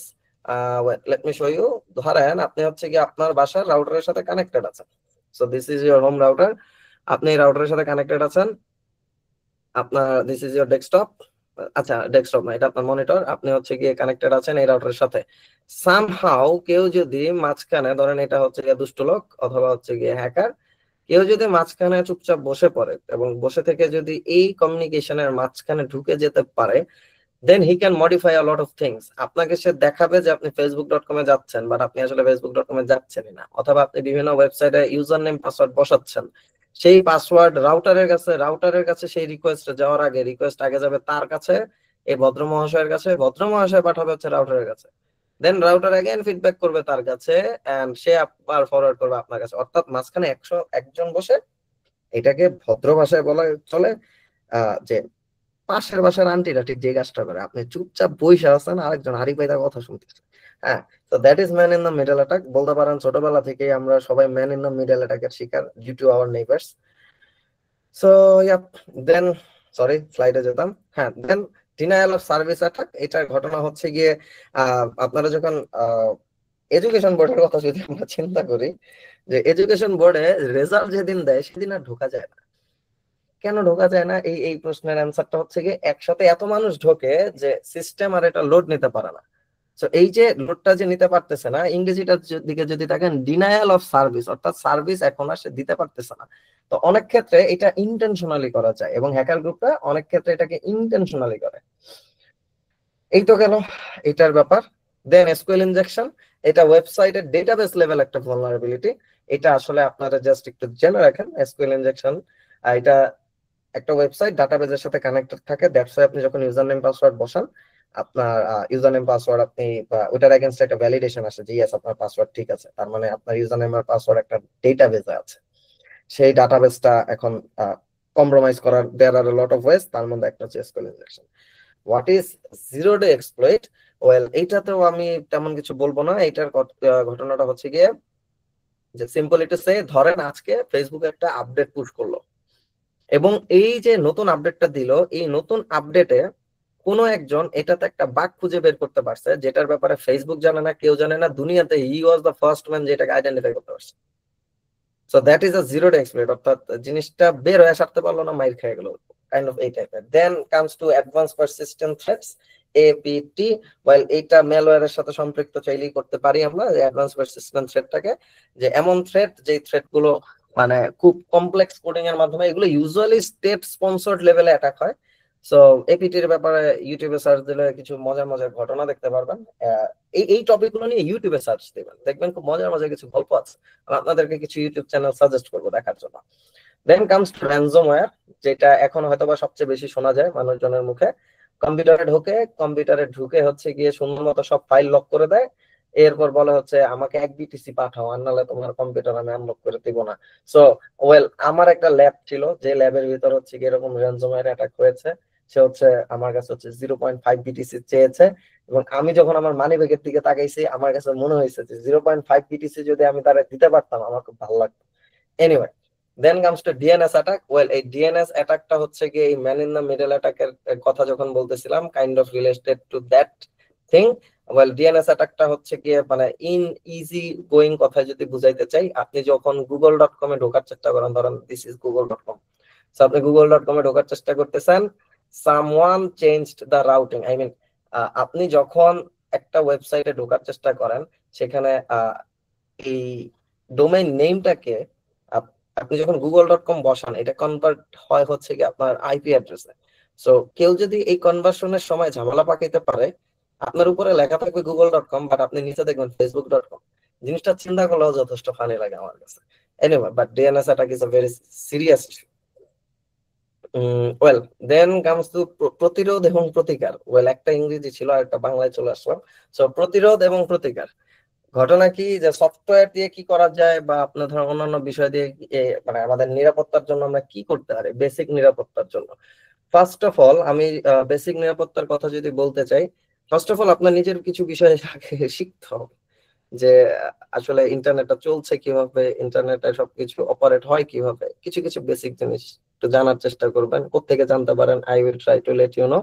But সফটওয়্যারের ক্ষেত্রে কি হয়, সফটওয়্যারের ক্ষেত্রে মানুষজন অ্যান্টিভাইরাস ইউজ করেন, অনেক ক্ষেত্রে আলাদাভাবে এনক্রিপশন প্রযুক্তি ব্যবহার করার চেষ্টা করে। যেমন উইন্ডোজ কিন্তু এখন আমাদেরকে বাই ডিফল্ট আমাদের হার্ড ডিস্কটা এনক্রিপ্ট করে রাখে, যেটা আমরা টেরও পাই না, কারণ উইন্ডোজ খুব ভালো মতো বুঝছে যে এইসব যদি ইউজারের হাতে ছেড়ে দেওয়া হয়, ইউজার জীবনে অন করবে না, কারণ সে জানেই না কোথেকে অন করতে হয়। দ্যাটস ওয়াই উইন্ডোজ নিজেই এখন এই জিনিস চালু করে রেখে দিছে।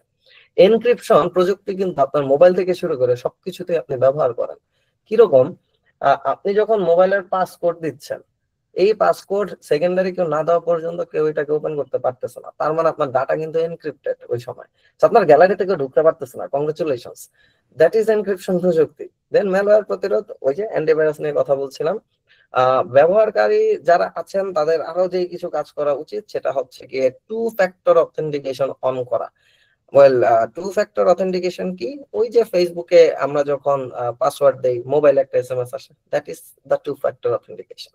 ইভেন ব্যাংকে ট্রানজাকশন করতে গেলে দেখবেন সবসময় 2 ফ্যাক্টর অথেন্টিকেশন দরকার পড়ে। দেন কামস টু পাসওয়ার্ড নীতি। ওয়েল আমার বাংলাগুলো খুব পছন্দ হচ্ছে এই জায়গার।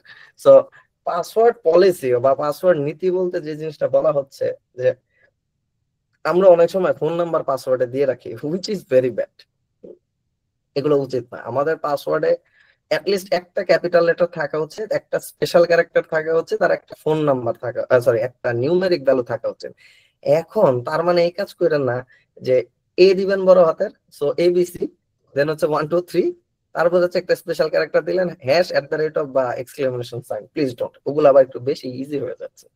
সো আপনি, আমাদের পাসওয়ার্ডে একটা প্রবলেম আছে, আমরা পাসওয়ার্ডে সবসময় আমাদের রিলেটেড, খুব কাছে রিলেটেড কিছু দেওয়ার চেষ্টা করি। I have seen a lot of passwords যেখানে লিটারালি হচ্ছে গিয়ে সে তার ডেট অফ ইয়ার, তার নিজের নাম এটা দিয়ে রেখে দিছে। I have seen a lot of password যেখানে সে তার নিজের নাম এবং ফোন নাম্বার দিয়ে রাখছে। Please don't do this things.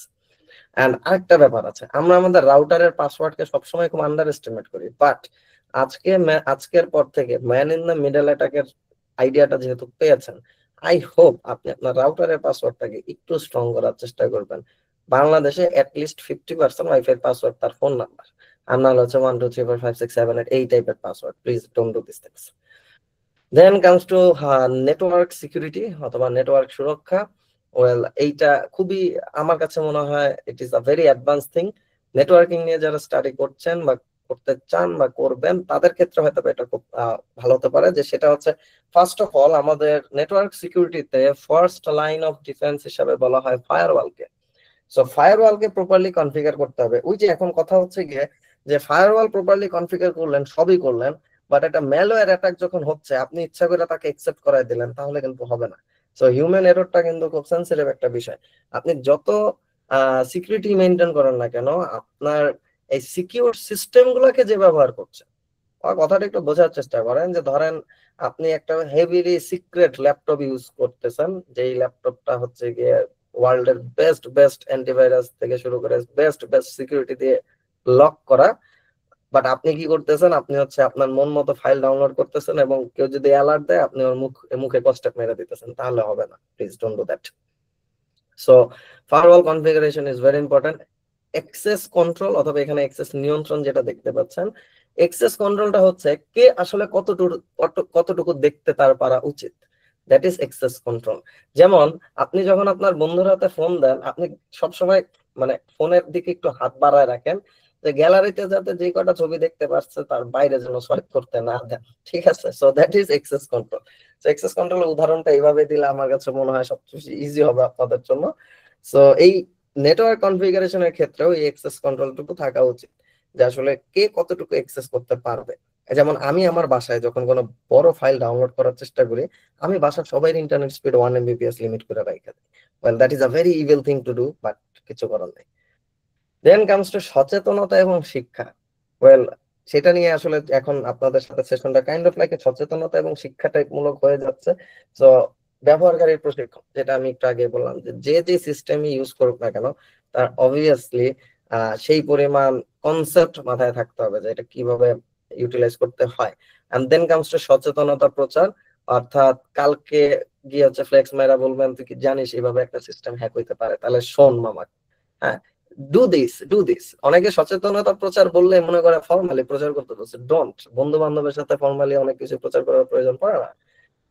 So then এখানে নিরাপত্তা গোপনীয়তা নিয়ে একটা ছোট্ট জিনিস বলা আছে, এটা কাইন্ড অফ সিআইএ থেকে আর কি নেওয়া, কনফিডেন্সিয়ালিটি, ইন্টিগ্রিটি এন্ড অ্যাভেলেবিলিটি, এখান থেকে আর কি নিরাপত্তার ব্যাপারটা নেওয়া। এটা আপনাকে আইডিয়া দেওয়া যে আসলে একটা নিরাপত্তা বলতে আমরা কি বুঝি, যে ইন্টিগ্রিটি অর্থাৎ একটা সিস্টেমে যে ডাটাটা আছে এই ডাটাটা ম্যানিপুলেটেড হয়নি, কনফিডেন্সিয়ালিটি জিনিসটা গোপন আছে, অ্যাভেলেবিলিটি এটা কি জিনিস, যে আপনি যখন একটা ডাটা রিকোয়েস্ট করতেছেন সেই ডাটাটা যেন অ্যাভেলেবল অবস্থায় থাকে। দ্যাট এই তিনটা জিনিস নিয়ে সিআইএ ট্রায়াড বলা হয় এটাকে, যে নিরাপত্তার ফার্স্ট স্টেজ হচ্ছে গিয়ে CIA, then comes everything else.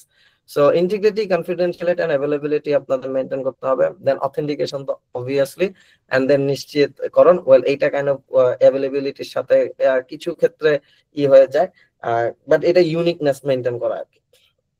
And এখানে সবচেয়ে কষ্টদায়ক লেখা সম্ভবত আমার কাছে এইটাই ছিল, যে ব্যবহারকারীর অধিকার। আই এম সো সরি, আমাদের ব্যক্তিগত ডেটা সুরক্ষা এবং ব্যবহারকারীর অধিকার বলে আসলে কিছু আছে বলে I don't no.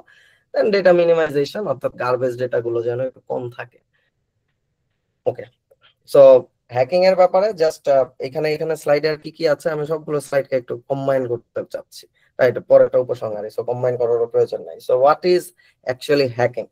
Hacking A there are two types of hacking in this world, মোটা দাগে। একটা হচ্ছে গিয়ে এথিক্যাল হ্যাকিং, একটা হচ্ছে গিয়ে আপনি শুধু হ্যাকিং বলেন তাই চলতেছে।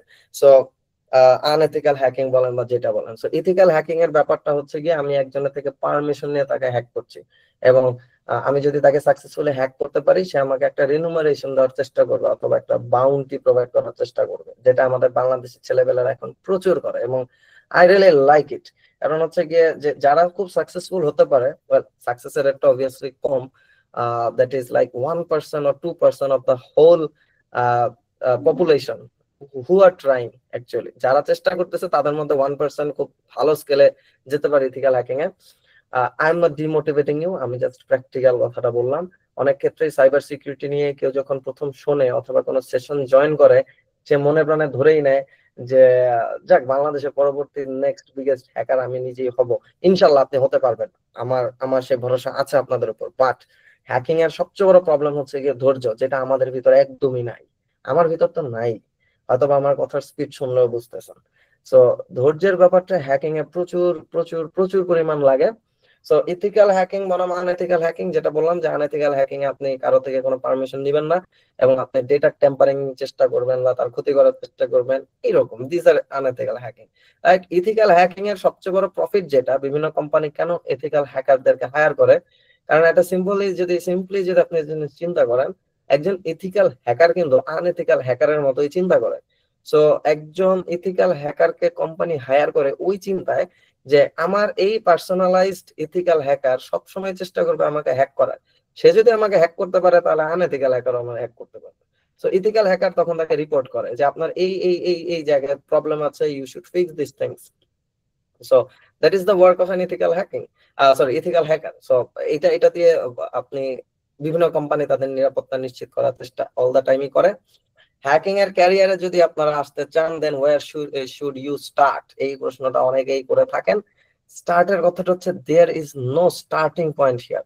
প্রথম কথাটা হচ্ছে আপনার হ্যাকিং কম্পিউটারের বেসিক গুলার উপর থেকেই তৈরি করে নিয়ে আসা একটা জিনিস। ব্যাপারটা একটু বোঝেন, আপনি যদি নেটওয়ার্কিং বোঝেন, একটা নেটওয়ার্ক কিভাবে তৈরি করতে হয় আপনি যদি বোঝেন, তাহলে আপনি কিন্তু চেষ্টা করতে পারবেন নেটওয়ার্কটা কিভাবে ভাঙা যায় সেটাও বের করার। একটা ওয়েবসাইট কিভাবে তৈরি করতে হয় আপনি যদি জানেন, সেই ক্ষেত্রে আপনি কিন্তু আইডিয়া করতে পারবেন যে ওয়েবসাইটে এই এই জায়গাগুলো দিয়ে আমি হয়তো বা সিস্টেমটাকে ব্রেক করার চেষ্টা করতে পারবো। এখন অনেকেই আমার সাথে আর্গুমেন্টে আসতে পারেন যে কেন, এমন তো অনেকেই আছে যারা প্রোগ্রামিং বা এগুলোর কিছুই পারে না, বাট তারা তো খুব ভালো এথিক্যাল হ্যাকিং করছে। Well right, there are a lot of resources যেগুলো থেকে কপি পেস্ট করে ভালো কাজই করা যায়। বাট আপনি যদি ট্রুলি একজন হ্যাকারের এসেন্স থেকে চিন্তা করেন, then you need to be a very creative person. এবং ক্রিয়েটিভ পারসন হতে হলে আপনার অবশ্যই অবশ্যই অবশ্যই প্রোগ্রামিং অথবা অ্যাটলিস্ট ফাউন্ডেশনটা বুঝতে হবে। একটা বিল্ডিং এর ফাউন্ডেশনের দিকে তাকালে আপনি বুঝতে পারবেন বিল্ডিংটা কত উঁচা হতে পারে। এখন আপনি শুরুতেই যদি বিল্ডিং এর উচ্চতা মাপতে থাকেন, that will be a big problem. So cyber নিরাপত্তা উন্নয়নের ধাপসমূহ কি কি, আসলে এটা মোটামুটি হয়তো বা বুঝেও গিয়েছেন যে একটা সাইবার নিরাপত্তা আপনি যদি বাড়াতে চান বা সাইবার সিকিউরিটি যদি আপনি আপগ্রেড করতে চান, প্রথম বিষয় হচ্ছে গিয়ে আপনার প্ল্যান করতে হবে যে কোন কোন রাস্তা দিয়ে আমার একটা সিস্টেম চলবে। সেটাকে আপনার স্ক্যান করতে হবে ফর ভালনারেবিলিটি অ্যানালাইসিস, অর্থাৎ কোনো ত্রুটি আছে কিনা সেটা বের করার চেষ্টা করতে হবে, সেটাকে বিশ্লেষণ করতে হবে এন্ড দেন ফিক্স করতে হবে। সো উপসংহারে চলে এসেছি, আমরা বিভিন্ন বিষয় নিয়ে কথা বলছিলাম, সাইবার সিকিউরিটির গুরুত্ব, সচেতনতার প্রয়োজনীয়তা etcetera and etcetera. But beyond this উপসংহার আপনাদেরকে আসলে তো ওভাবে আমার এখন সেভাবে ব্রেক করে লাভ নেই, কারণ আপনারা অলরেডি উপসংহারের ব্যাপারে যথেষ্ট আইডিয়া করে ফেলেছেন। আমি আপনাদেরকে যে জিনিসটা একটু দেখাতে চাচ্ছি যে দেখেন সাইবার সিকিউরিটির আসলে নিরাপত্তা কোথায় এবং আমরা আসলে কত নিচে নেমে গিয়েছি সাইবার সিকিউরিটির, এই জিনিসগুলো আমরা যদি একটু বোঝার চেষ্টা করি।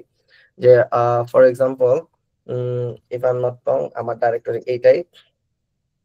গুড, আমি আপনাদেরকে যে জিনিসটা একটু দেখাতে চাচ্ছি, let me check, this one should be the result, right.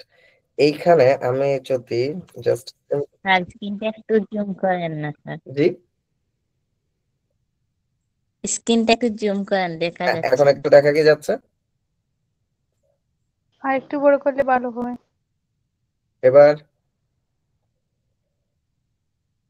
আর একটু স্যার। এটা আপনারা জুম করে দেখতে পারবেন, সমস্যা নাই। পারফেক্ট। ওকে, সো এইখানে আমি যদি জাস্ট edu.bd লিখে সার্চ করি, ফর এক্সাম্পল এই জায়গাটা যদি আমি edu.bd লিখে সার্চ করার চেষ্টা করি, অথবা এটা রেজাল্ট আনতে একটু সময় লাগবে। সো ও রেজাল্ট পুল করতে করতে আপনাদের সাথে আমি অন্যান্য বিষয়ে এখন আলাপ সেরে ফেলতে পারি চাইলে। Okay fine, let me stop here. অনেক কিছু চলে আসছে, খেয়াল করে দেখেন। এখানে আমি যখন edu.bd লিখে সার্চ করলাম, অনেকগুলো ওয়েবসাইট চলে আসছে which are related to edu.bd, even daffodil university মনে একটু আগে উপর দিয়ে গেছে। খেয়াল যদি করে দেখেন এই প্রত্যেকটাই হচ্ছে কি বিভিন্ন ইউনিভার্সিটি, যেটা ইউনিভার্সিটি, বিভিন্ন ইউনিভার্সিটির user name and passwords, client স্টুডেন্টদের ইউজার নেম পাসওয়ার্ড থাকতে পারে, অ্যাডমিনের ইউজার নেম পাসওয়ার্ড থাকতে পারে, so many things are here, right? এবং এই ডেটাগুলা কিন্তু মানে পাবলিকলি অ্যাভেলেবল। সবচেয়ে বড় উইয়ার্ড সমস্যা হচ্ছে কি এই ডেটাগুলো হচ্ছে পাবলিকলি অ্যাভেলেবল। দেখেন admission.bup, কেউ অ্যাডমিশনের নেওয়ার চেষ্টা করেছিল এবং তার আইডি ভ্যালু হচ্ছে এইটা এন্ড পাসওয়ার্ড হচ্ছে এইটা। SU Sonargaon university, admission Daffodil university, then উপরে গেলে হয়তো বা যেমন এনইউ ন্যাশনাল ইউনিভার্সিটি আমরা দেখতে পাচ্ছি এখানে। So many things are here, right? এই ডাটাটা আমি কেন আপনাদেরকে দেখাইলাম? এই ডাটাটা আমি দেখালাম এই কনসেপ্টের থেকে, বা এই জিনিসটা একটু বোঝানোর চেষ্টা করলাম যে সাইবার সিকিউরিটির ক্ষেত্রে আমরা প্রচুর দুর্বল। আমি যদি এখানে শুধু ফেসবুক লিখে সার্চ করতাম, ট্রাস্ট মি, উইরা যেতেন লিটারালি।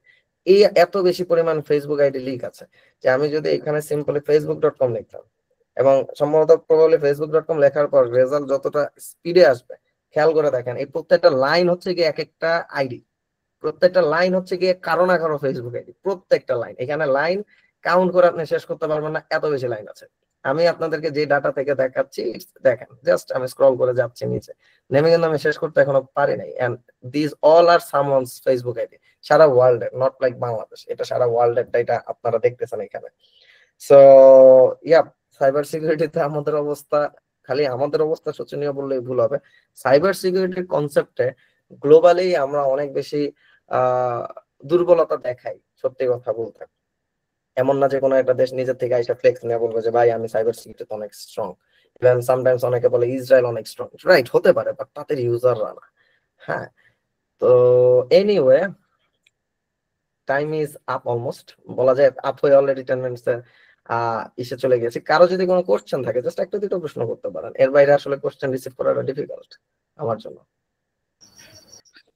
আসসালামু আলাইকুম ভাই। ওয়ালাইকুম আসসালাম। হ্যাঁ, আমার দুইটা কোশ্চেন ছিল, একটা হইতেছে ইন জেনারেল এখানে সবার জন্য, আরেকটা আমার নিজের জন্য। শিওর। ফার্স্টেরটা হচ্ছে যে মানে সোশ্যাল মিডিয়ায় কিংবা হইতেছে ট্র্যাডিশনাল মিডিয়ায় অনেক পপুলার কিংবা যারা আর কি ফলোয়ার আছে অনেক, তারা দেখা যায় যে ট্র্যাডিশনাল ফ্রিল্যান্সিং আর সাইবার সিকিউরিটি দুইটার সাথে কোর্স লঞ্চ করে দেয়। এইটা আসলে কতটুকু উপকারী, এটা হইতেছে আমার ফার্স্ট কোশ্চেন। আর সেকেন্ড কোশ্চেনটা হচ্ছে আপনি ওশিন্টের জন্য একটা বুক মেনশন করছিলেন ভাই, মাইকেল ভ্যাজেলের Michael Bazzell open source intelligence, yes, version 10। বুকটা আমি পড়ছি একটু ফার্স্টের দিকে, ওইটা ছাড়া আর একটা দুইটা রিসোর্স যদি মেনশন করতেন, এটা হইতেছে সেকেন্ড কোশ্চেন আমার। আসলে ওইটার পরে রিসোর্স মেনশন করাটা খুব ডিফিকাল্ট, কারণ ওটা নিজেই এত বড় একটা রিসোর্স, এন্ড এরপরে রিসোর্স গুলো আসলে ক্লোজড সোর্সে চলে যায়, সেগুলো ওপেন সোর্সের ভিতরে থাকে না। তবে ইয়েস, আপনাদের যদি কারো ধরনের এইসব কোর্স টোর্স করার ইচ্ছা থাকে, আমি সবসময় যেটা সাজেস্ট করি, try to follow some YouTube channels, যেমন ডেভিড বোম্বাল একজন অত্যন্ত অসাধারণ ভদ্রলোক সাইবার সিকিউরিটির কনসেপ্টে, যে আপনাদেরকে জেনারেল নলেজ গুলো দিতে পারবে সাইবার সিকিউরিটির, প্লাস অ্যাডভান্স ব্যাপারে আপনাদেরকে আইডিয়া দিতে পারবে, ডেভিড বোম্বাল। দেন আছে হচ্ছে গিয়ে নাহাম শেখ, আপনারা যদি কেউ বাগ বাউন্ডিতে ফোকাস করতে চান, যে আমি ওয়েবসাইট হ্যাক করে টাকা কামাইতে চাই unlegally, so that goes to Naham Sheikh, এই ভদ্রলোক। এইরকম আপনি যখন এই ধরেন নাহাম শেখকে ফলো করবেন বা ডেভিড বোম্বালকে ফলো করবেন, দেখবেন একটা একটা করে ইউটিউব চ্যানেল অটো সাজেস্ট আপনার শুরু হয়েছে। So go for this. Popular আছে টিসিএম সিকিউরিটি, সবগুলাই ফলো করা, বাট ফ্যাক্ট হচ্ছে কি সবগুলোর নাম মাথায় নেই, এই যে পাশে হচ্ছে গিয়ে ছোট ছোট করে গেলে হয়তো বা সবগুলাকে আমি খুঁজে পাবো। So yeah, this are the things. আমার কাছে মনে হয় এখানে রিয়াদ আছে, সো ও অনেকগুলো রিসোর্সের ব্যাপারে ওর আইডিয়া আছে। You should share the resources in the group if possible. এটা আমার পক্ষ থেকে একটা রিকোয়েস্ট থাকলো। অন্য কারো কোনো যদি প্রশ্ন থাকে ইউ মে আস্ক। আচ্ছা, রিসোর্স যদি কারো কোনো স্পেসিফিক বিষয় লাগে, আপনার কাছে যতটুকু আছে কেউ নক করলে আমি শেয়ার করব, অসুবিধা নেই। ওকে, আর কারো কোনো প্রশ্ন? স্যার আমার একটা কোশ্চেন ছিল, যে হলো হলো ডাউনলোড করবো, যেগুলোতে হলো অলরেডি হলো দেওয়া আছে রেস্ট্রিকশনস, যে হলো এগুলো ডাউনলোড করলে আমাদের অসুবিধা হবে, ম্যালওয়্যার হতে পারে, তাহলে সেগুলো আমি কিভাবে ডাউনলোড করব? ওগুলো আমি হলো বিকল্প পদ্ধতি হলো যদি আমি না থাকে তখন আমি কি করব? আচ্ছা, এটা একটা গুড কোশ্চেন।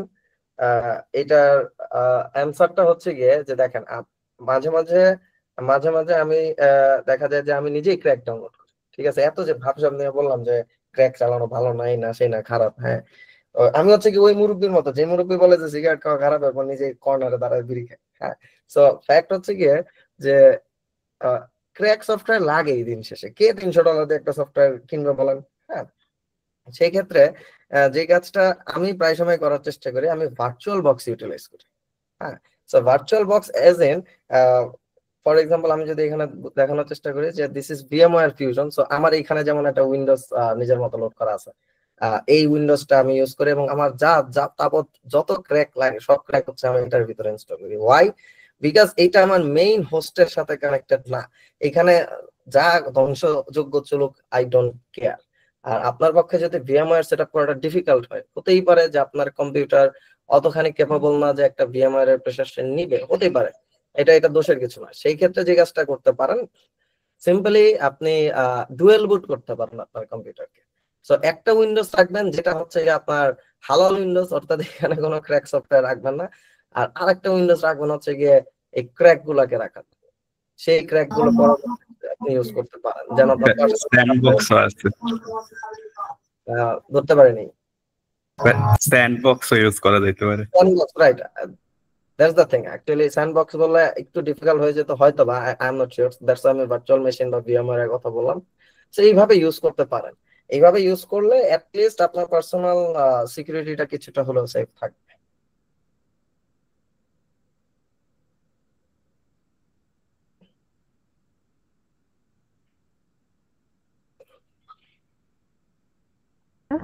আমি আরেকটা কোশ্চেন করছিলাম, এই যে কমেন্টের মধ্যে বলতেছিলাম যে আমরা হলো একটা সিম্পল পারসন, তাহলে আমাদের হলো হ্যাক করে তাদের লাভটা কি হইতেছে এখানে, তারা কিসের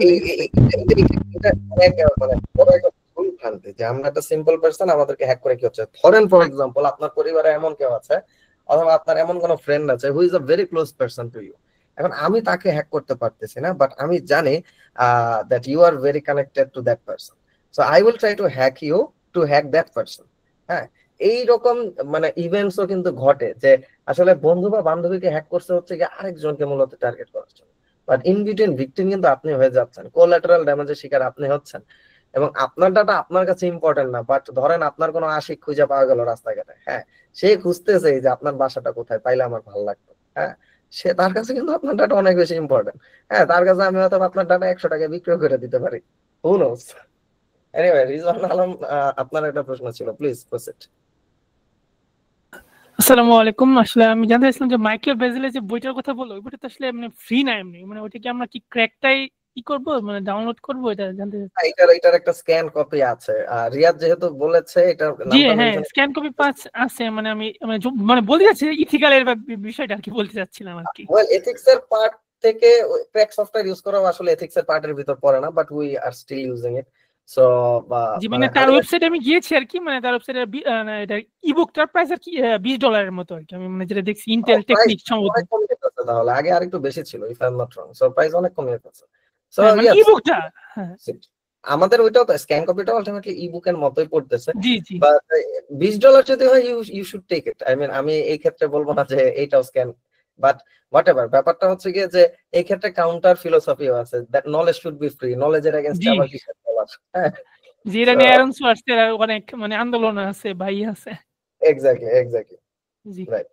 ধন্যবাদ। আচ্ছা, আমার মেবি আরেকটা সেশন আছে, বাট আমি এখানেই কথা বলতেছি। মডারেটর কেউ কি আছেন?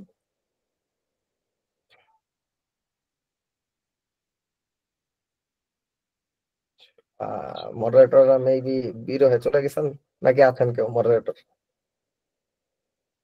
আচ্ছা, বই যেটার কথা বলতেছিলাম সেটা হচ্ছে কি ইন্টেল টেকনিক্স, দিস ওয়ান।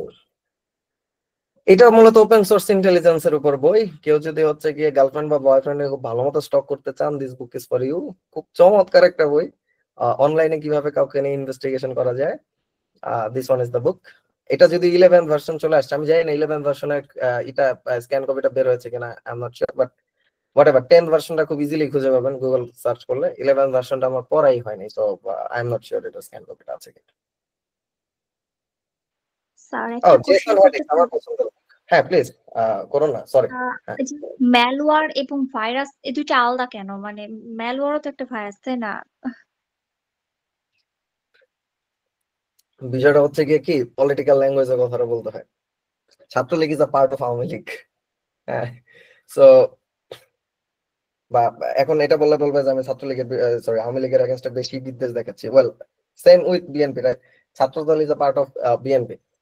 তো কথাটা হচ্ছে কিছু ল্যাঙ্গুয়েজ হচ্ছে মোটা দাগে দেওয়া, যে সাইবার সিকিউরিটি, যেমন মানে সাইবার সিকিউরিটি বলে পার পেয়ে যাচ্ছি, বাট এটা কিন্তু খুব মোটা দাগের একটা কথা। ঠিক ওই রকমই আমরা যখন ভাইরাস বলতেছি, আমরা আমি বইটার লিঙ্কটা দিয়ে দিচ্ছি, আমরা যখন ভাইরাস বলতেছি আমরা মোটা দাগে একটা কথা বলার চেষ্টা করতেছি যে ওয়েল এইটা এখন এইটার আন্ডারে সাব ক্যাটাগরি। আমার তো নট জাস্ট দ্যাট আমি শুধু নিয়ে কথা বলবো, আমার ম্যালওয়্যার আছে, আমার রিমোট অ্যাডমিনিস্ট্রেশন টুলকিট আছে, আমার সেটার আন্ডারে ওয়ার্ম চলে আসতেছে, সেটার আন্ডারে আমার পেইলোড গুলো চলে আসতেছে, অনেক কিছু কিন্তু চলে আসতেছে। বাট ওই ঘটনাটা হচ্ছে গিয়ে যে আমরা মোটা দাগে বোঝানোর জন্য কথাগুলোকে একটু শর্টে নিয়ে আসার চেষ্টা করি। তো এটা হচ্ছে কাইন্ড অফ মোটা দাগে নিয়ে আসা।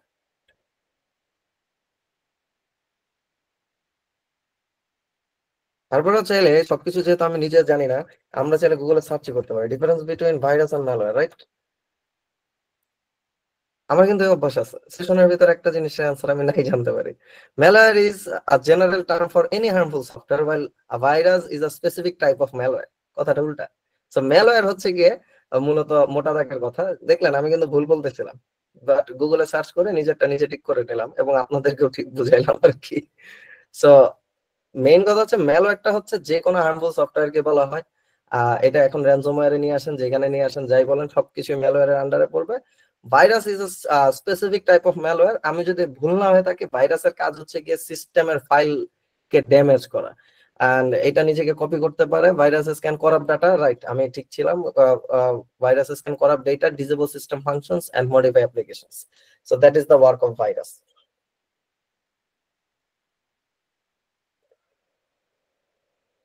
আসসালামু আলাইকুম ভাইয়া, আমাদের আরেকটা সেশন আছে ওইখানে আপনার জন্য সবাই ওয়েট করতেছে। রাইট, হ্যাঁ আমি ওটার এবং জন্য নিউটন ভাই এখানে বারবার বলতেছিলাম যে মডারেটর কেউ কি আছেন কিনা, সো তাহলে আমি ওইটাতে জয়েন আচ্ছা করব। ওইখানে ওকে ঠিক আছে, ওইখানে একটু জয়েন। হ্যাঁ আমি এখনই জয়েন করছি। ওকে, থ্যাংক ইউ এভরিওয়ান।